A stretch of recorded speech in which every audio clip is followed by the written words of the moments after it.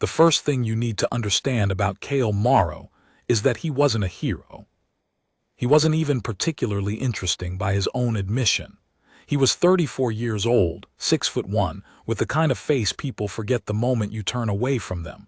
Not ugly, just average, brown eyes, a jaw that needed shaving every 3 days, hands that were a little too big for his body, which had always embarrassed him at social functions, back when he still attended them. He worked a logistics route on Deck 14 of the Vethara station, which is exactly as glamorous as it sounds.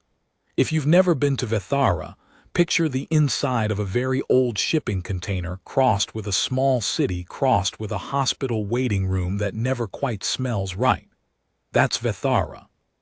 The lights are always slightly off, too yellow near the maintenance corridors, too blue near the commercial sectors. The air recyclers are about 6 years past their recommended service interval, and everyone can tell, though no one in administration ever officially acknowledges it. Cale's job was to move cargo. Not physically, this wasn't the old days.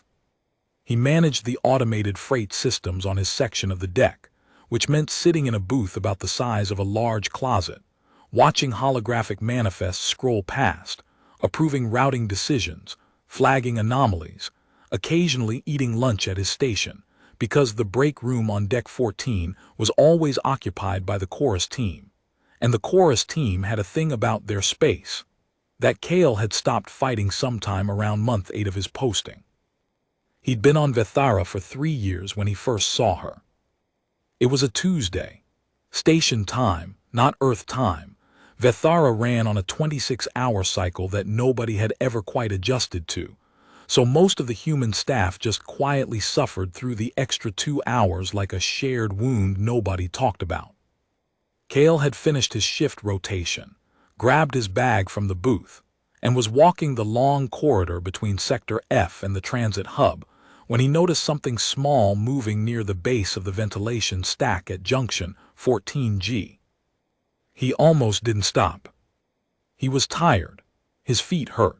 He'd approved something like 400 routing decisions that shift, and his eyes had that specific kind of ache that comes from staring at holographic light for 8 hours straight. The ventilation stack at 14G was one of those spots nobody really paid attention to, tucked behind a support column, half in shadow, the kind of place maintenance workers walked past without looking. But something made him stop. Maybe it was the sound. A very small sound like something scratching at the base of the panel. Or maybe it was the color, a flash of something pale in the shadow, almost luminescent. Vethara had plenty of non-human residents and travelers, but this was Deck 14, which was mostly freight and maintenance. You didn't see a lot of civilians down here. He set down his bag and crouched. She was pressed against the base of the ventilation stack, knees pulled to her chest, eyes enormous pale silver like 2 coins someone had polished a little too aggressively, fixed on him with an expression that was equal parts terror and something else. Something calculating. Even then, even in that first moment, he could see that she was thinking behind those eyes. Processing. Assessing. She was maybe the size of a 10-year-old child. Her skin was the color of birch bark, white with faint gray lines running through it, almost like wood grain, though he'd later learn that was just her species' natural vascular patterning. Her head was slightly too large for her body in the way that a lot of the Velhari were, with ears that came to delicate points and sat higher on her skull than human ears would. Her hair, if you could call it that, was more like a collection of very fine filaments, pale silver, that lay flat against her head and caught the light wrong, refracting it instead of reflecting it. She was wearing clothes that were 3 sizes too big for her. A maintenance worker's coverall, sleeve ends falling well past her hands, the collar swallowing her neck. And she was holding something, a wrapper, empty, the crinkled kind from a station-dispensed meal bar. Cale looked at the wrapper, looked at her. "Hey," he said. She didn't move. The calculating look intensified. "You speak standard?" he asked. A pause. Then, very carefully, in standard that was accented with something that turned the vowels a little soft. Some. Okay, Kale said. Are you lost? Another pause, longer this time. She seemed to be weighing something, deciding something. Then she said, not lost, staying. He glanced around. The corridor was empty, it usually was this time of cycle. Staying here, at the ventilation stack. The stack is warm, she said, as if this were a complete and sufficient explanation. He looked at the empty meal bar wrapper again. How long have you been here? She looked at the wrapper too, then back at him. Some days. He'd later find out it was 11 days.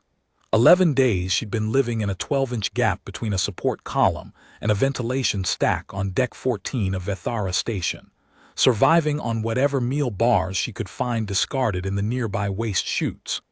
She was 8 years old in Velhari years, which translated to roughly equivalent to a human 13-year-old in terms of development, though she was half the size. Her name, her given name, the one her family had used, translated into standard as something like bright thread in dark water, which she told him later was a common naming style for her generation. But that first night, she didn't tell him any of that. That first night, he just crouched there in the corridor for a moment, then stood up, opened his bag, and took out the other half of his dinner. He'd brought a sandwich from the commissary earlier that shift, a pressed grain and protein thing that wasn't exactly good but wasn't exactly bad either, the kind of food that sustains you without giving you anything to look forward to. He'd only eaten half of it. He held the remaining half out to her. She looked at it for a very long time. Then she looked at him. I don't want anything from you, she said carefully. It's just a sandwich, he said. Everything is a transaction, she said, and there was something in the way she said it, not bitterness exactly, more like a statement of observed fact, that made something in his chest do a complicated thing. This one isn't, he said. She looked at the sandwich again. Her hands came out from under her sleeves, tiny hands, fingers slightly too long, with that same birch bark coloring, and took it with a care that suggested she was prepared to have it snatched back at any moment. She ate it in about 45 seconds. He pretended not to notice how fast she ate it, or what that speed meant. I have to go, he said, picking up his bag. She said nothing. He walked about 10 steps, then stopped without entirely meaning to. Didn't turn around. Same time tomorrow if you're still here. I'll bring another one. He heard nothing behind him, didn't look back, just walked to the transit hub and went home. She was still there the next day. He'd honestly spent the first 20 minutes of his shift wondering if she would be. Not in a worried way, more in the way you wonder about things you don't have a name for yet. He'd brought the sandwich at the end of his shift, same route, same corridor, and she was in the same spot. Though she'd moved slightly, he noticed. The gap between the support column and the ventilation stack now had what appeared to be a folded piece of thermal insulation lining the back of it. She'd been improving her space. She took the sandwich without the lengthy assessment this time, still careful, still watching him, but faster to reach. What are you doing here? He asked, not sitting down this time. Just standing at a normal distance like this was a normal conversation in a normal corridor. Waiting, she said. For what? She chewed, considered whether to answer. Transport. To where? Away. He waited to see if she'd say more. She didn't. He nodded slowly. Okay. He picked up his bag. Same time tomorrow. You don't have to, she said. I know, he said. By the 4th day she told him her name, or rather, the short form her family used, which translated closest to Sira. By the 6th day she'd started asking him questions in return for answering his. Small questions at first. What was his job? Why did he do it? Did he live on the station or was he passing through? By the 8th day, she'd started using his name. Kale, she said on the 8th day. Yeah. Why do you keep coming? He thought about it honestly. I don't know, he said. Habit, maybe. She considered this. Habits require motivation. Maybe I just like having somewhere to be at the end of a shift. She looked at him sideways. That's a sad thing. Little bit, he agreed. On the 9th day, she told him about the Velhari refugee processing crisis.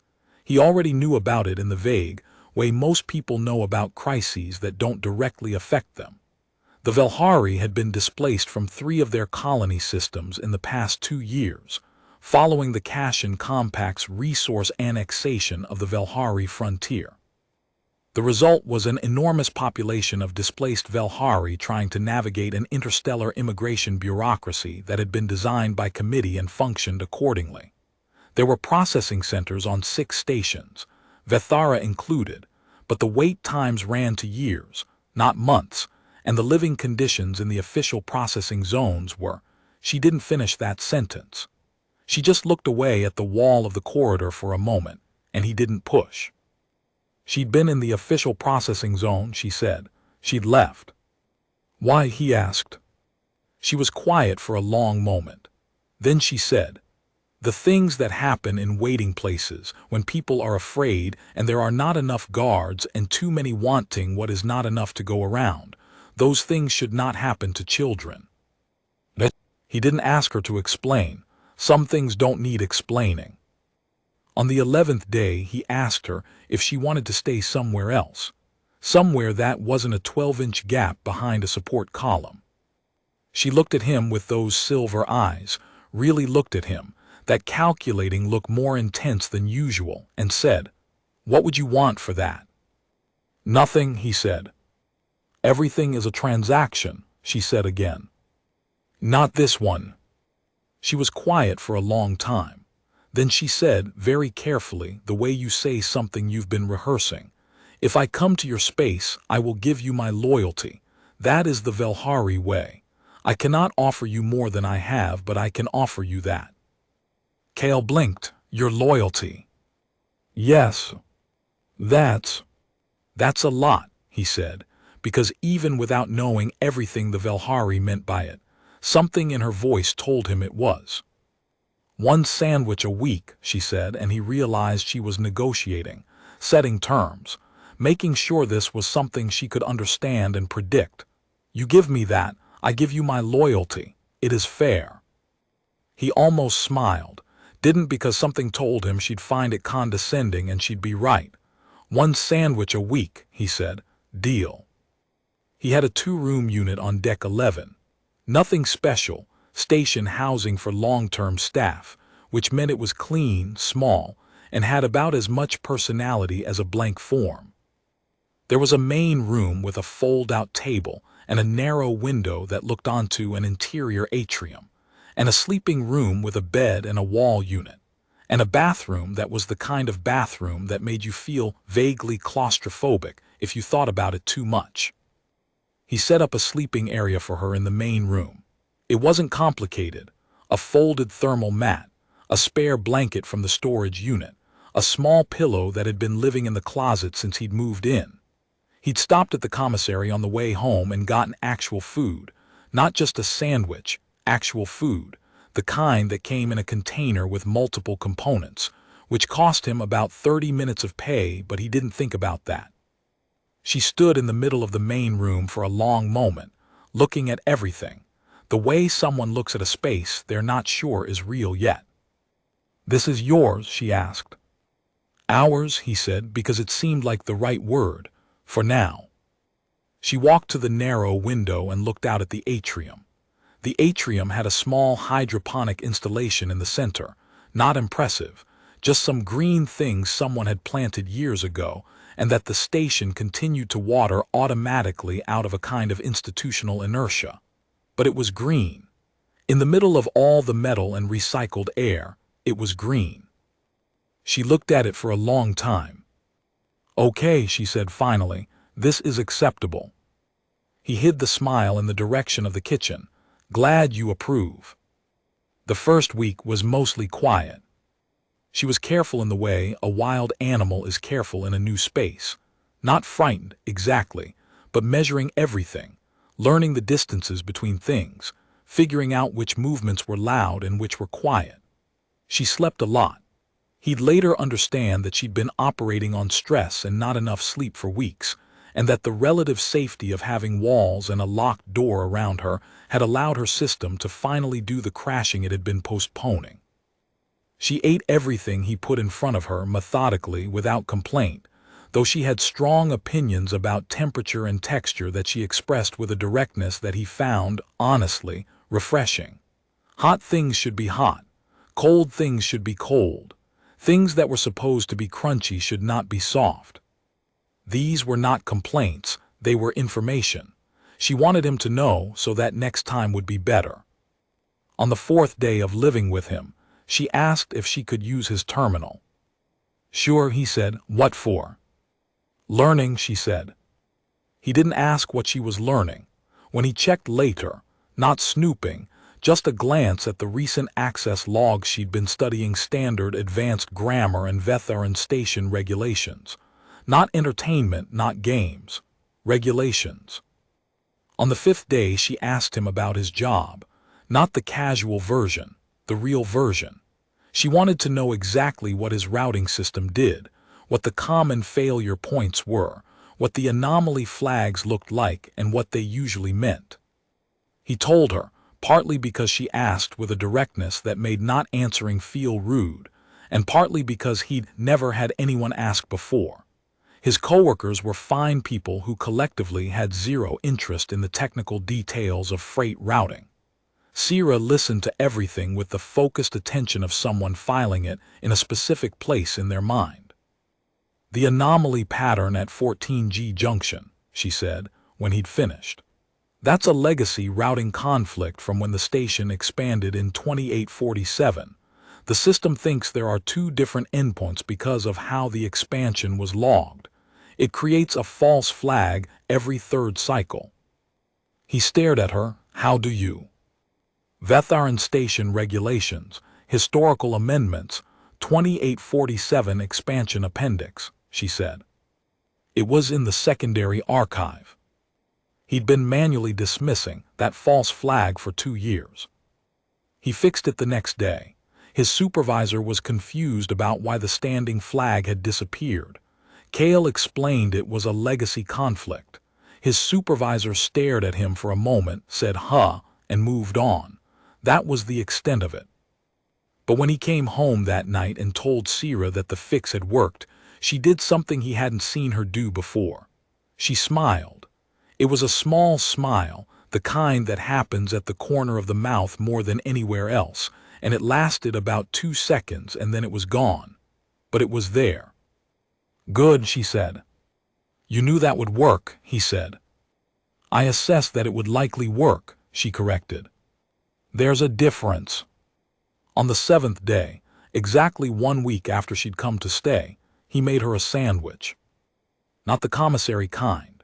An actual sandwich from actual ingredients he'd picked up at the small market near the transit hub, which had a limited but existent selection of fresh things if you went on the right days.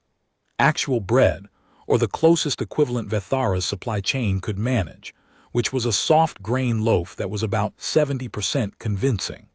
Actual protein. Some kind of pickled vegetable that he thought she might like based on what he'd observed about her texture preferences. He set it on the table in front of her and said, 1 sandwich, per the terms of our agreement. She looked at it, then at him.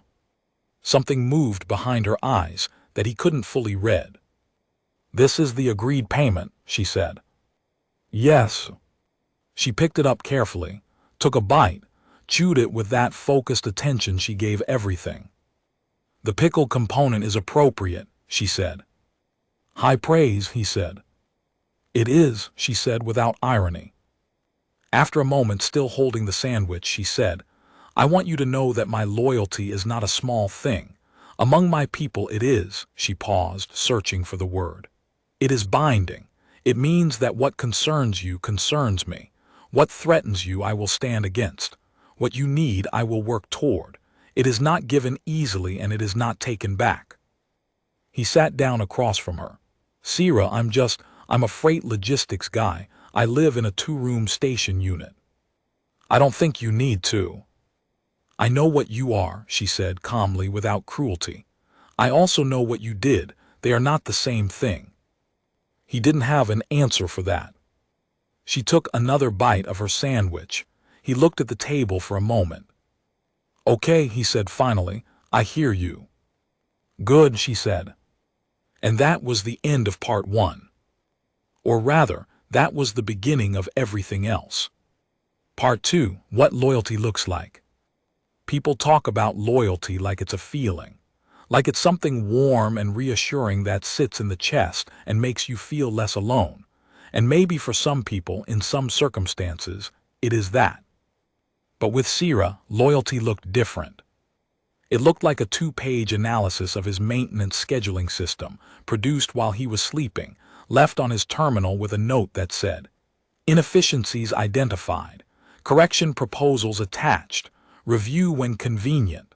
Loyal, systematic, and delivered with the emotional register of a quarterly report. It looked like her appearing at his booth on Deck 14 one afternoon, 3 weeks after she'd moved in, wearing a proper set of clothes she'd apparently acquired somehow, he never asked, and saying, with complete composure, your colleague in Sector F7 is running a cargo diversion scheme. He's been at it for 6 weeks. The anomaly signatures are in the routing logs if you know what to look for. Cale stared at her. You found evidence of cargo theft. It's not difficult if you understand the routing architecture, she said. I prepared a summary. Would you like it printed or transmitted? The summary was 12 pages. It was correct. Internal security opened an investigation within 48 hours. His colleague in F7 was escorted off the station 11 days later. It looked sometimes like her appearing silently beside him in corridors when he was carrying something heavy, and simply taking part of it without being asked, without comment, as if this were just a thing that happened now. It looked like her waking him up at 3 a.m. station time to say, with no preamble, there is an atmospheric integrity warning on Deck 14, Section 9. It hasn't triggered the main alarm yet, but it will. You should call maintenance now. He called maintenance. There was a microfracture in the corridor's outer seal. They fixed it before it escalated. His supervisor told him he had good instincts. He didn't explain that the instincts belonged to a 14-inch tall Velhari girl who'd apparently memorized the station's atmospheric monitoring frequency patterns in her spare time. But loyalty also looked like her sitting at the far end of the fold-out table after dinner, head bent over whatever she was currently reading. And she was always currently reading something. Her appetite for information was genuinely staggering, and occasionally saying something so dry and precise that he would have to actively suppress a laugh. Cale. Yeah. This manual for the Sector 9 freight system. It has 17 errors. Have you reported them? I am compiling a correction document. It will take another day. You're correcting the station manual. Someone must. He didn't laugh. He pressed his lips together and looked at the ceiling for a moment. Then he said, fair enough, and went back to whatever he was doing. 6 weeks after she arrived, the Velhari refugee situation on the station escalated. There had always been tension. That's what you have to understand first. The processing center was overcrowded, underfunded, and administered by people who were not cruel so much as they were overwhelmed, which sometimes produces similar outcomes.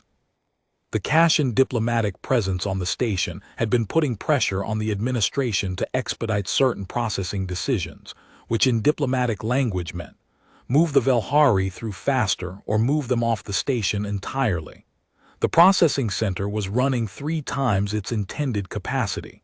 Resources were thin. Patience, on all sides, was thinner. What escalated it specifically was a territorial incident in the commercial sector.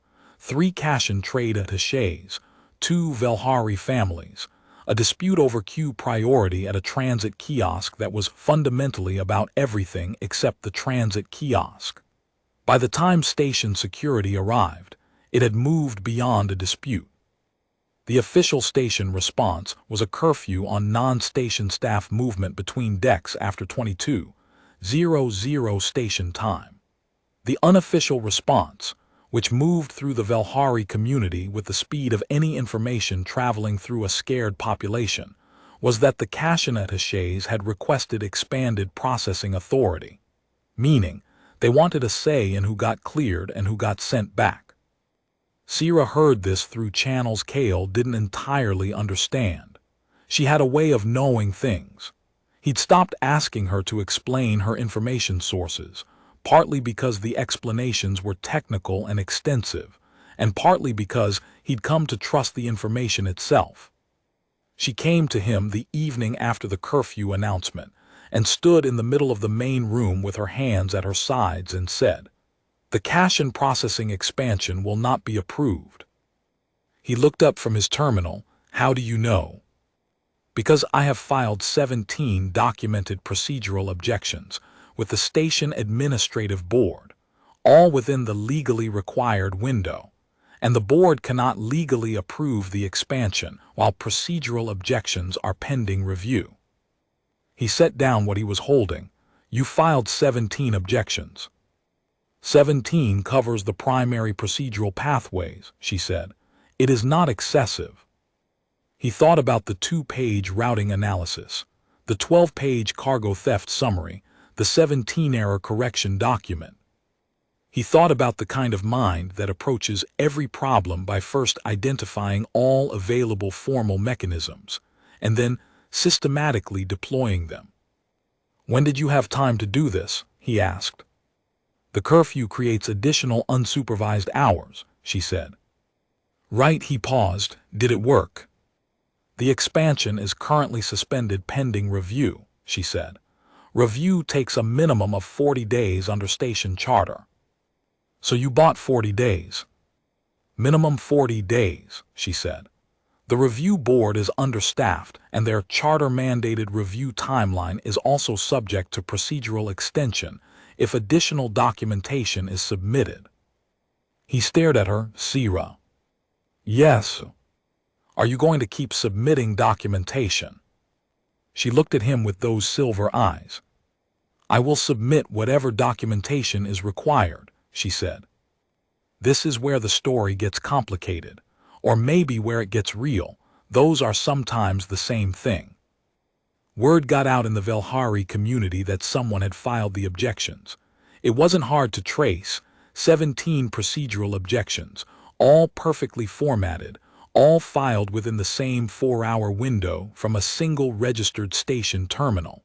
His terminal, his registration, her filings.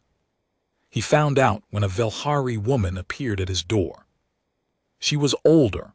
The Velhari aged differently, but this woman carried age in the lines of her face and the way she stood, with a kind of careful dignity that comes from having survived a lot of things. She introduced herself in standard as Elder Tessavith, which he understood was a title as well as a name among the Velhari, and she said that the community would like to speak with whoever had filed the objections.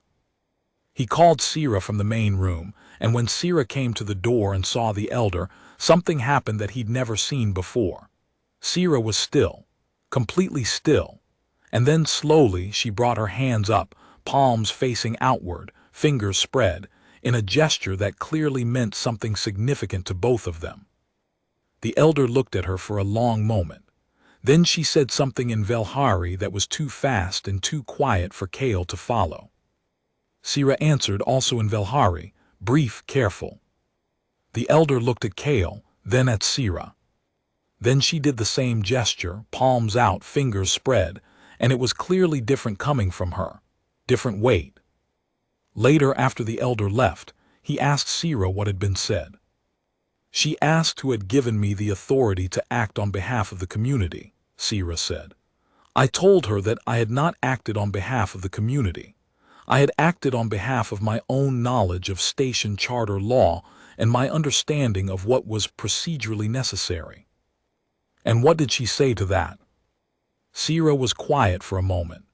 "She said that in her experience, those who act correctly because it is correct, without being asked and without seeking recognition, are the ones most worth trusting. And the gesture she made at the end. Sierra looked at her hands. It means recognition. From an elder to a younger member, it means I see what you are. She said it neutrally, but he noticed that she looked at her hands for another moment after she said it, and that her face did something quiet and complicated before she pulled it back to neutral. He didn't push. Some things don't need pushing. The Cashin expansion stayed suspended. The 40 days turned into 60, then 90, as Sierra submitted additional documentation with the quiet persistence of water wearing through stone. The processing center remained overcrowded and underfunded.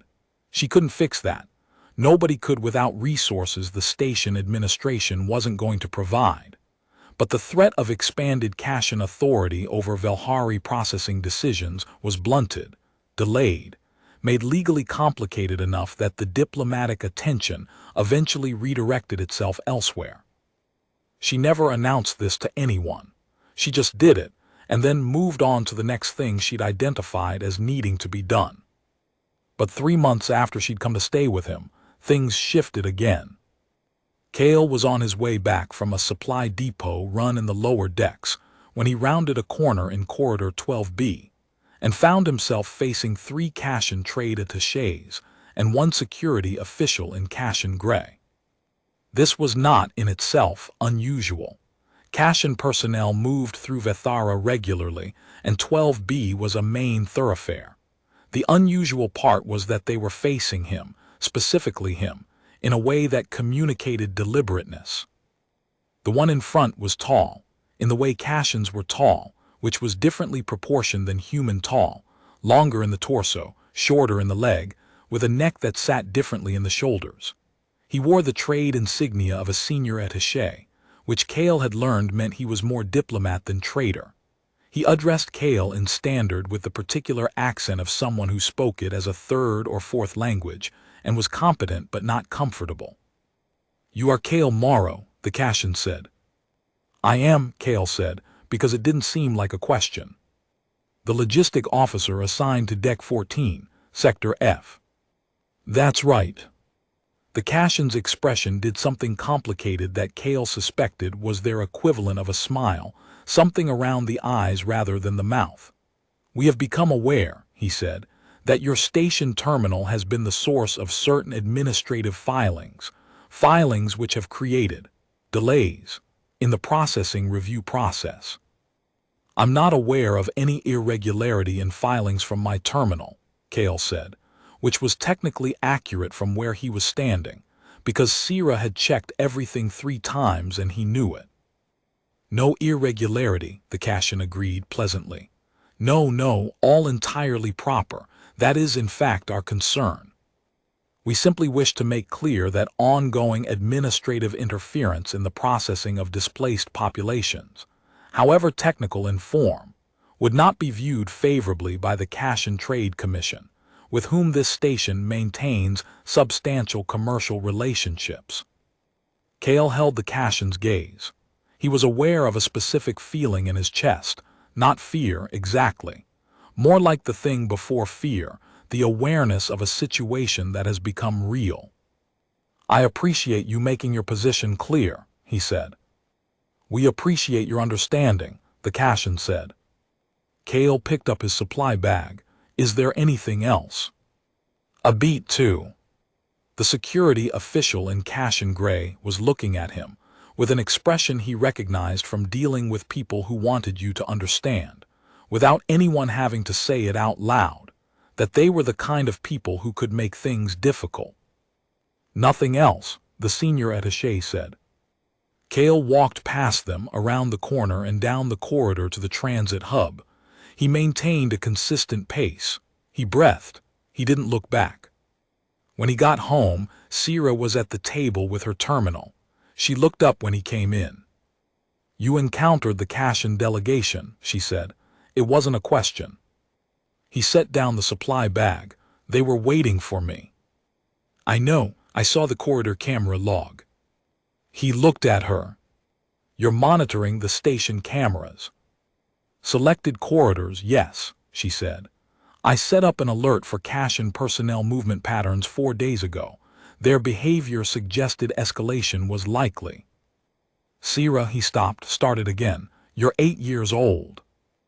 I am 8 Velhari years old, she said, which is approximately equivalent to.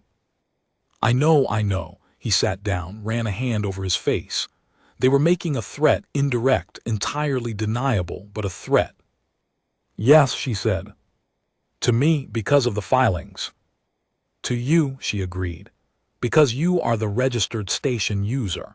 If consequences are sought, they would be sought through your employment status. He thought about that. About his job, which was not glamorous and not particularly well paid, and which he sometimes found grinding and repetitive, but which was his. Which was the thing that kept him on this station, in this unit, at this fold-out table. Is there a way to make them less interested in my terminal specifically? He asked. Yes, she said. I can shift the filing registration to the public legal access terminal in the station library, with anonymized submitter credentials. This is legal, documented in Station Charter Section 12, and more defensible than personal terminal filing, because it triggers a different review pathway with additional administrative protections. You already worked that out. 3 days ago, she said. He looked at her. She looked back at him with those silver eyes, calm and measuring, and underneath the calm, something that might have been concerned that she'd done the thing wrong or made things worse for him. Or, the filings were important, he said. Yes, she said. I know they were, he said. I know why you did it. I'm not upset with you. The not quite concern in her eyes shifted to something else, something a little bit like relief, though on her face it was subtle. Okay, she said. Move the filings to the public terminal, he said. Keep going. She looked at him for another moment, then she nodded, once, and went back to her terminal. 3 weeks after the corridor confrontation, something happened that changed everything. Not dramatically. Not with an explosion or a revelation or a single moment of cinematic clarity. That's not how real things happen. Real things accumulate. They build up in small increments until one day the water is over the dam, and you look back and try to identify exactly when it crossed the line, and you can't, because it was gradual, and gradual things don't have a single point you can point to. But if he had to identify a day, if someone held him down and insisted on a specific moment when everything shifted, he'd probably point to the afternoon he came home from shift and found Sira standing in the middle of the main room with Elder Tessavith and 2 other Velhari adults he didn't recognize, all of them looking at something Sira had projected from the room's display unit. A legal document, dense with administrative language, with several sections highlighted. He stood in the doorway with his bag in his hand. Kale, Sira said, without turning around, because she apparently had some ability to detect his presence that he'd never fully understood. This is the proposed station housing charter amendment. Section 4.7 would reclassify long-term refugee residents as temporary overflow and remove their access to medical and nutrition services after 90 days. He came inside and let the door close behind him. The amendment goes to vote in 18 days, she continued. We've identified 12 administrative counterarguments, 3 procedural challenges to the amendment's legal basis, and 1 potential charter conflict that would require independent arbitration if raised formally. He looked at the elder. The elder looked at him with the expression of someone who has been surprised by something and is still deciding how to hold that surprise. You've been busy, he said to Sira. The situation requires it, she said. He set down his bag, took off his jacket, put it on the hook by the door where it always went. Then he walked over to the display unit and looked at the highlighted sections of the proposed amendment. Walk me through the charter conflict, he said. And she did. This is what I want you to understand about that period. He wasn't a lawyer. He wasn't a diplomat. He wasn't, in any formal sense, a person with power or authority or connections. He was a freight logistics officer on Deck 14 of a mid-sized transit station, and the only reason any of this worked, any of it, the filings, the challenges, the sustained procedural resistance that eventually wore down the Cashin administration's interest in pursuing the expansion, because it simply cost more in time and diplomatic capital than it was worth, was because of her. Because of a tiny Velhari girl who had offered her loyalty for one sandwich a week, and then proceeded to deploy that loyalty with a precision and persistence that made him quietly breathless sometimes when he thought about it too directly. She never overstated. She never took on more than she could document, never made a claim she couldn't back with a citation, never engaged emotionally when the facts would do the job better. She was 8 years old in Velhari years, roughly equivalent to a human teenager, living in a 2-room station unit with a man she'd met while hiding behind a ventilation stack, and she was doing the work of a senior station administrator because nobody else was doing it, and it needed to be done. He brought her a sandwich every week. She gave him her loyalty. He thought about that sometimes in the evenings when she was at her terminal and he was at his, the two of them quiet in the same small space, about what the agreement had been and what it had turned into, about how the simplest things sometimes grow into shapes you never expected when you first set them down. The Cashin Housing Amendment failed in the vote. By 4 votes, out of a 9-member administration board. 4 votes that turned on the procedural challenges Sierra had filed, the charter conflict she'd identified, the 12 administrative counterarguments she'd prepared in language so technically precise that the amendment's sponsors had spent the better part of 2 weeks trying to find the flaw in her reasoning and hadn't managed it. He found out from his supervisor, of all people, who mentioned it in passing as a piece of station news. His supervisor didn't know anything about Cale's involvement. Nobody in his professional life did. He went home, and Sierra was already at the table, and she was looking at her terminal with an expression he'd come to recognize as her version of satisfaction, not triumphant, not even particularly pleased, just settled.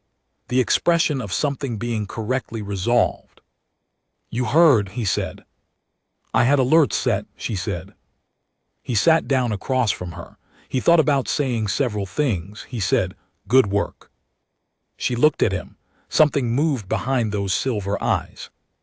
"I am," she said finally, "glad that I am here." It was the most personal thing she'd said to him, since she'd told him about the things that happen in waiting places when there aren't enough guards. He nodded. "Me too," he said. And that was the end of part 2. Part 3, the weight of small things. There's a thing that happens when you live with someone, even someone very different from you, even someone you never expected to live with. A settling, like sediment finding the bottom of a glass. Rhythms establish themselves without anyone deciding to establish them. Patterns form from repetition and accommodation and the small daily negotiations of shared space. Cale had lived alone for most of his adult life. Not unhappily. He was genuinely comfortable with solitude, which he knew was unusual enough that people sometimes said it like they were diagnosing something, but it was simply true. He liked quiet. He liked the particular quality of a room that only has one person in it. He liked not having to explain things or account for himself.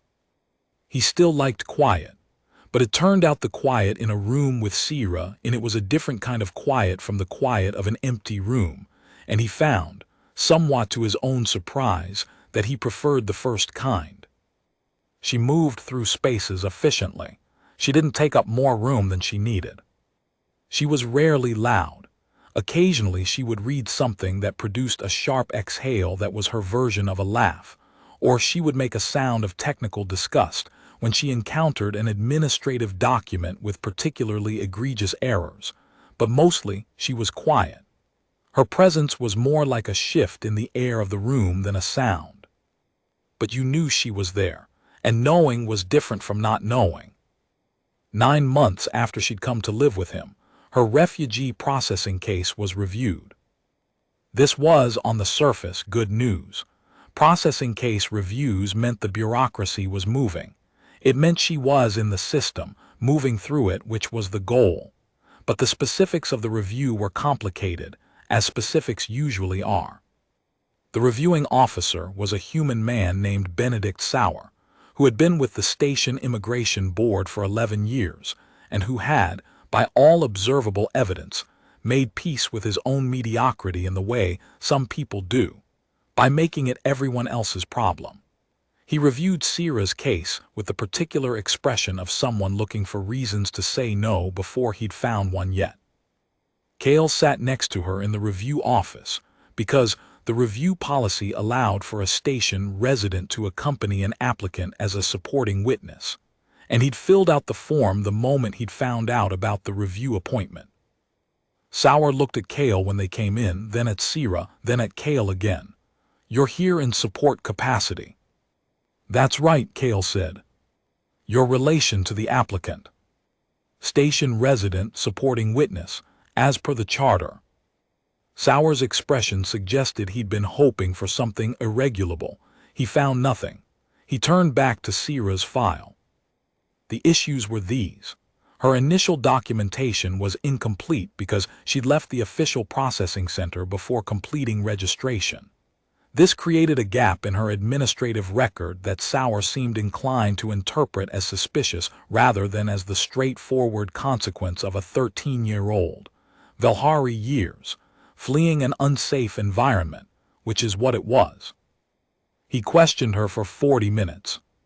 He used the specific kind of questioning that's designed not to get information, but to create inconsistencies, the type where you ask the same question from different angles and look for slight variations in phrasing to characterize as contradictions. Cale had seen it in a documentary once about immigration processing systems and had thought, watching it, that it seemed cruel. Sitting in the room now, he found the word insufficient. But Sierra answered every question with exactly the same measured precision she brought to everything else. She didn't get flustered. She didn't fill silences with things she didn't need to say. She answered what was asked, nothing more, and when a question was ambiguous, she said so clearly and asked for clarification before answering. At one point, Sauer said, "Your claim is that you self-relocated from the processing center due to safety concerns. We have no formal report of any safety incident from the processing center during the period in question." "Formal reports require a functional reporting mechanism," Sierra said. "During the period in question, the processing center's complaint reporting system was offline for 18 days, as documented in the station maintenance log, reference number 1429847B. Sauer blinked. "You have the reference number?" "Yes," Sierra said. A silence. "How do you?" "I prepared for this review," Sierra said. "I identified 47 documents that were potentially relevant to my case and compiled them in advance. I have them available in both printed and transmitted formats." Another silence, longer. 47, Sauer said. 47, Sierra confirmed. Sauer looked at Cale. Cale looked back at him with the neutral expression of a man who has learned not to show the things happening behind his face. The review took another 20 minutes. At the end, Sauer said that he would need additional time to review the submitted documentation before issuing a determination. This was, in Cale's understanding, what people said when the answer was going to be yes, but they needed time to make it look like they'd been thorough. In the corridor outside the review office, Cale waited until they were around a corner before he said, 47 documents. 47 relevant documents, Sierra said. The full file was larger, but I was selective. You were selective, he said. Overwhelming the reviewer with documentation can be as counterproductive as inadequate preparation, she said. The goal is to answer every possible objection without making the reviewer feel defensive. He looked at her for a moment. When did you start thinking about reviewer psychology? When I realized that the documentation alone would not be sufficient, she said. The documentation establishes the facts, but facts require a person to accept them, and people are not always rational about acceptance. He thought about Sauer's expression when she'd cited the maintenance log reference number. Not just surprised, something more like destabilized, like someone who'd expected to find a smaller opponent. The determination is going to be positive, he said. Probability is high, she said, though not certain. Pretty certain, he said. The slight hesitation before she answered, barely a pause, barely anything, was as close as she'd let herself get to admitting she agreed. The determination was positive. Provisional long-term residency status, pending annual review. It came through 11 days after the interview, which was faster than average and about a week slower than Cale had privately predicted. He was at work when the notification came through on his personal comm. He read it twice. Then he sat in his booth on deck 14 and thought about 11 days ago, when he'd found a small pale figure hiding behind a ventilation stack, eating someone else's discarded meal bar. He thought about the thermal mat in his main room and the narrow window looking out at the hydroponic installation, and the sandwich every Tuesday. He thought about 17 procedural objections and a 12-page cargo theft summary, and a 2-page routing analysis, and 47 prepared documents. He thought about everything is a transaction. He thought about not this one. When he got home that evening, she was already at her terminal, and she knew, he could tell she knew, the quality of the stillness in the room was different, but she waited for him to say it. He set down his bag, took off his jacket, hung it on the hook. Then he turned to her and said, "Provisional long-term residency, annual review." She was quiet for a moment. "Okay," she said. "That's it. Okay." "It is a good outcome," she said. It was the expected outcome given the documentation. "Sierra." "Yes." "You're allowed to," he stopped, started again. "It's okay to be glad." She looked at him, and then something happened that he didn't expect and couldn't have predicted, which was that she got up from the table, just stood up and walked across the room and stopped in front of him, and she put her arms around his waist, which was as high as she could reach, and she pressed her face against his shirt, and she stayed there. He stood very still for a moment.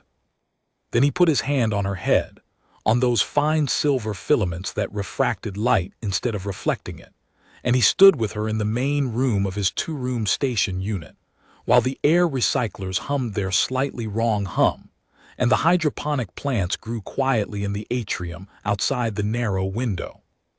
She didn't cry. He wasn't even sure if Velhari cried, but she stayed there for longer than he'd have expected, and he didn't move, and the room was the specific kind of quiet he'd been thinking about earlier, the kind with someone in it.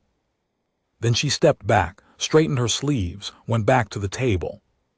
"I have prepared materials for the annual review process," she said, in her normal voice. "We should begin compiling them now, if we want adequate preparation time." "The annual review is 11 months away," he said. "Preparation takes time," she said. He sat down across from her and pulled his terminal toward him. "All right, show me what you've got." But here is where the real story begins. Here is where everything accumulated by these months of small days and sandwiches and procedural filings and corridor confrontations and silver-eyed determination. Here is where all of it arrived at something.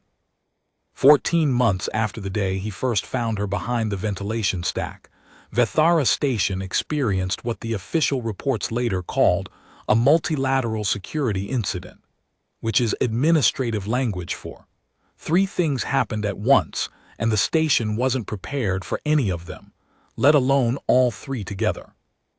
The first thing, a cash and trade vessel carrying a substantial passenger contingent docked at berth 7 with a hull integrity issue that forced an emergency evacuation into the station, adding several hundred people to an already strained population overnight.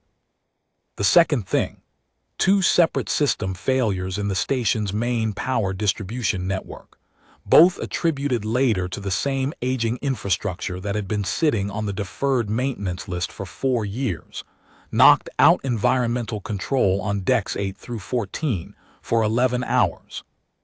The third thing, in the chaos of the power failures and the population surge from the emergency docking, the cash and security personnel who'd accompanied the vessel, 40 of them, well armed, in a station that had 18 of its own security staff and no mutual aid arrangement with the Cash and Trade Commission, began moving through the station in ways that the 18 security staff were not equipped to address. Moving through the station meant they moved into the Velhari residential sector on Deck 9.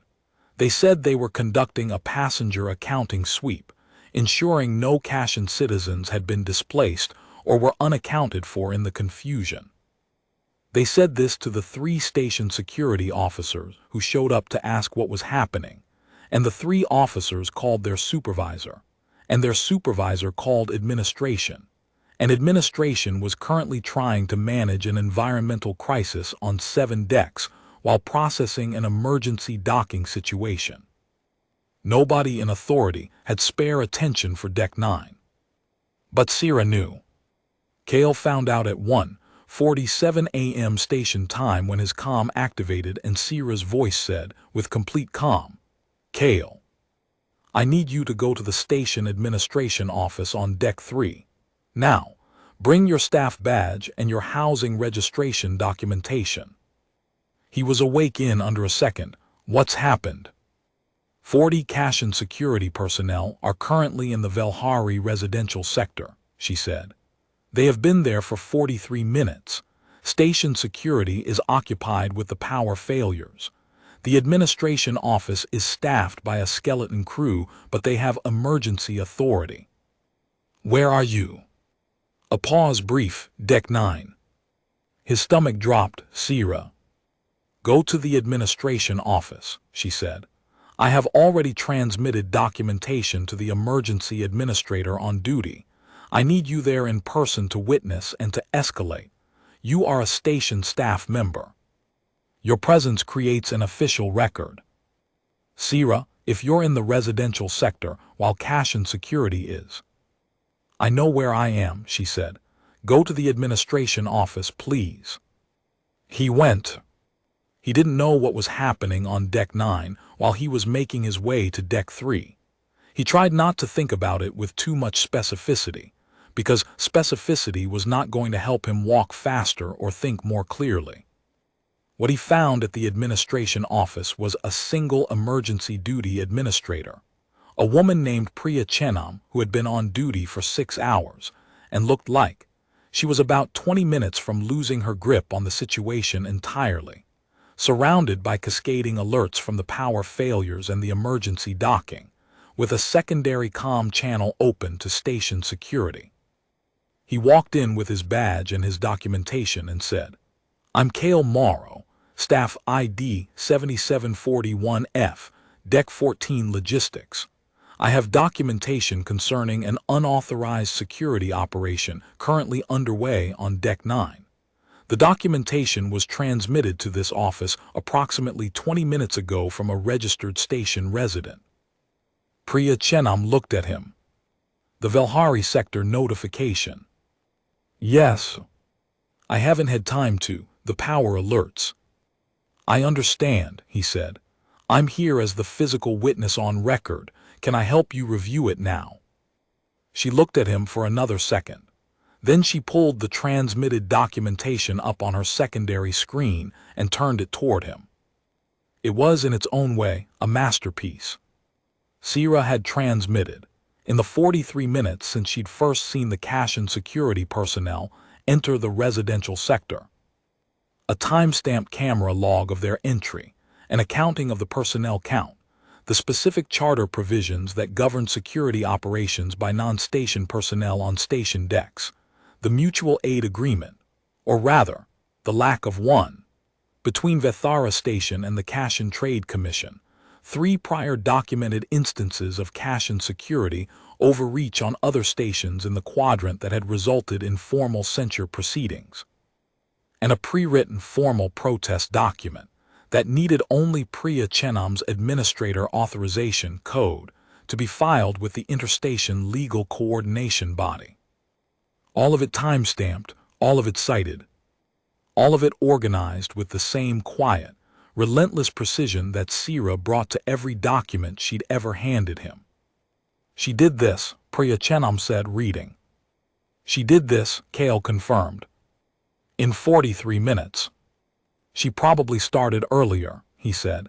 "She's usually ahead of the situation." Priya Chenam looked at the formal protest document. Then she looked at Kale. Then she reached for her authorization code. What happened next happened over the following 2 hours, and Kale was there for most of it, in the administration office on comm, in the corridor outside the office when he was waiting for callbacks. He was a witness and a physical presence and a voice, but none of the work was his. The formal protest, once filed, triggered a mandatory interstation legal response that required the cash and security personnel to cease non-emergency operations on station decks pending review. This was law, obscure, procedural, requiring someone to know it existed and invoke it correctly, but law. Station security, when they became available, found that the cash-in personnel had already begun withdrawing from Deck 9 by the time they arrived, not because of the security officers, but because the formal protest meant their commanders had received official notification that their operation was now a matter of legal record, and no one on the cash-in side wanted 40 minutes of unauthorized security movement through a refugee residential sector to be a matter of legal record. The residents of the Velhari sector on Deck 9, Elder Tesavith, families with children, elderly individuals who had already survived more than they should have had to survive, had spent 2 hours under a low-grade threat that nobody in authority had been watching. Except for one person. He found Sira at 4 a.m. She was in the corridor outside the residential sector. Not inside, she'd apparently positioned herself at the corridor junction, where she could monitor both the movement of the cash-in personnel and the station camera feeds on her handheld terminal. She was sitting on the floor with her back against the wall and her terminal in her lap, and she looked tired in a way he'd never seen before. Not exhausted, just tired. The specific tired of someone who has been concentrating very hard for a very long time and has just been allowed to stop. He sat down next to her on the floor, his back against the wall. They weren't touching, but the space between them was small. "You were here the whole time," he said. "I was monitoring," she said. "In the corridor, while 40 cash-in security personnel were on this deck. I stayed in the junction corridor," she said. "With access to 2 exit routes, I was not in danger." He thought about arguing that, decided against it. The protest worked. "Yes." They withdrew before security arrived. "As I anticipated," she said. Once the operation was a matter of legal record, continued presence was more damaging to their interests than withdrawal. He looked at the ceiling of the corridor, then at the door to the residential sector, then at the small figure beside him, tired and precise and 8 Velhari years old.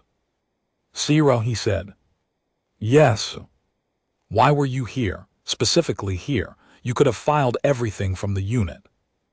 A pause, longer than her usual pauses. "Elder Tesavith is in there," she said finally, "and the families, and the children." Another pause. "I did not think it was appropriate to be somewhere else." He nodded slowly, didn't say anything for a moment. "The loyalty thing," he said. "Yes. It goes in both directions, doesn't it, for your people?" She looked at him. "What do you mean?" "I mean, it's not just you being loyal to me. It's you being loyal to your community, to the people who matter." She was quiet for a long time, long enough that he wasn't sure she was going to answer. "Among the Velhari," she said finally, "loyalty is not a limited resource. It does not diminish when it is given to more than one. It is more like, she paused, searching, more like a practice, like a way of being in the world. The more it is exercised, the stronger it becomes. He thought about that. That's a better way of thinking about it than most. It is the Velhari way, she said. Yeah, he said. Well, it's a good way. She looked back at her terminal. Then she closed it and set it in her lap. And they sat together in the corridor, backs against the wall, while the station recycled its air, and the hydroponic plants somewhere above them continued to grow in their small green defiance of the metal world around them. The formal investigation into the Deck 9 incident took 3 months. Cale was interviewed twice, both times as a witness, both times with his signed testimony based on what he documented in the administration office that night. Priya Chenam submitted her own testimony. The 47 pages of documentation that Sira had assembled became, in the legal proceedings, Exhibit A.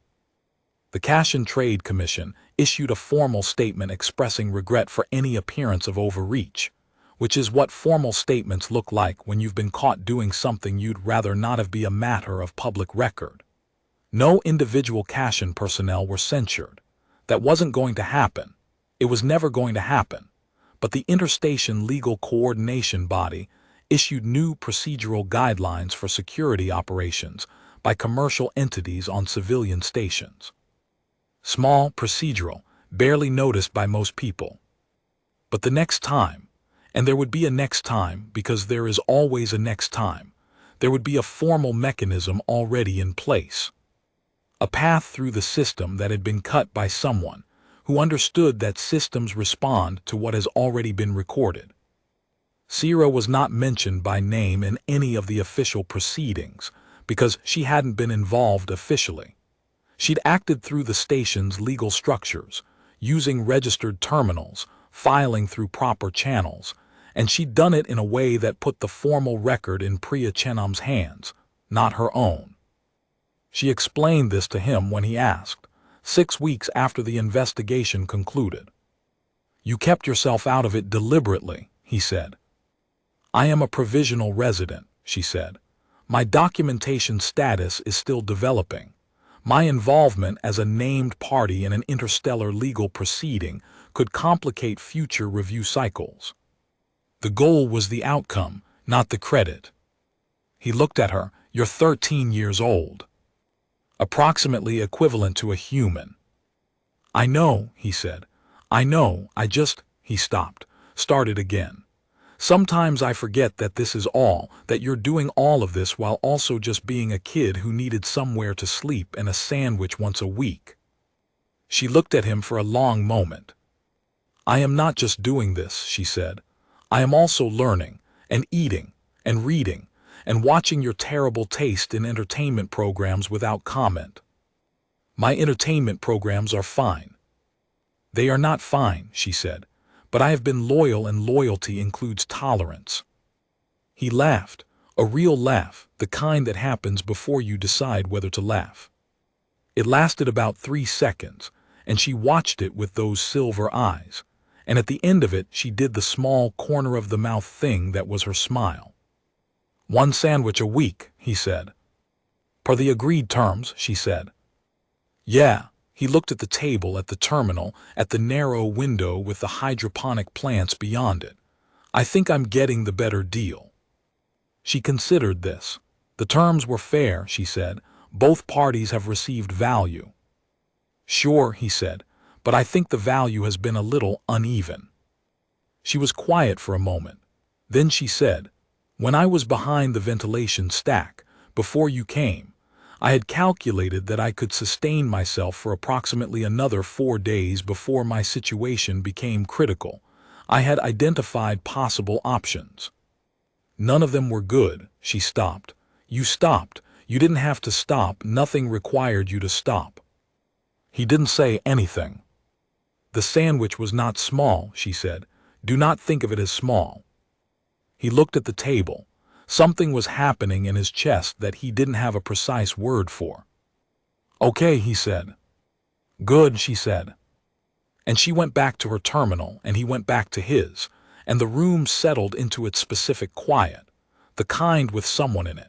And outside the narrow window the green things grew in their small atrium, indifferent and alive, the way living things tend to be when you give them a little light and let them be. 15 months. That's how long it had been since the ventilation stack, since the empty meal bar wrapper, since those silver eyes looking up at him from the shadow with equal parts fear and calculation. He thought about that sometimes, what the station looked like then versus now, what the two-room unit had been before, what his shifts had felt like, the grinding repetitiveness of them, the sense of going through a rotation that meant something to the station's freight system but not much to anyone else. He didn't think about it with nostalgia. He didn't miss the simpler version of things. He just noticed the distance between then and now, the way you notice the distance between two places when you've walked from one to the other and you look back. The Velhari Processing Center was still overcrowded. The station administration was still underfunded. The Cash and Trade Commission still had interests in the region that were not, in any immediate sense, the interests of the people they moved through. These things were true and would remain true for longer than either of them could see from where they were standing. But the housing amendment had failed. The processing expansion had been suspended indefinitely. 40 cash and security personnel had withdrawn from a residential sector because someone had known exactly which legal mechanism to invoke at exactly the right moment. Small things, procedural things. Things that happened quietly and mostly without recognition, and that made a difference to specific people in specific moments, which is how most of the differences that matter actually get made. By one small person with an enormous amount of patience, and a terminal she'd never used for anything except work. On the anniversary of the ventilation stack, he knew the date, he'd tracked it without intending to, he made a sandwich. Not the commissary kind, not even the regular homemade kind. He spent 2 hours, which was longer than he'd ever spent on food preparation, making something that included every component she'd ever expressed satisfaction with. The right bread, properly pressed, the protein ratio she preferred, the pickled vegetable that she described as appropriate in a tone that he'd long since decoded meant she actually liked it quite a lot, and something new. A spread made from a Velhari grain compound he'd found at the small market, which apparently featured in some traditional Velhari food culture, though it had taken him 3 attempts to find a vendor who carried it. He set it on the table when she came in from wherever she'd been. She had her own movements now, her own errands, her own presence in parts of the station he wasn't always part of, and she stopped and looked at it. "This is not the usual Tuesday," she said. "No," he said. She looked at the sandwich, at the spread. Something moved across her face. "The Velhari compound," she said. "That's you found that." "Small market near the hub Tuesdays only," he said. She looked at it for a long moment, then she sat down. He sat across from her. "1 year," she said. "Roughly," he said. She picked up the sandwich, held it for a moment without eating. "I would like to renegotiate the terms," she said. He raised an eyebrow. "Oh."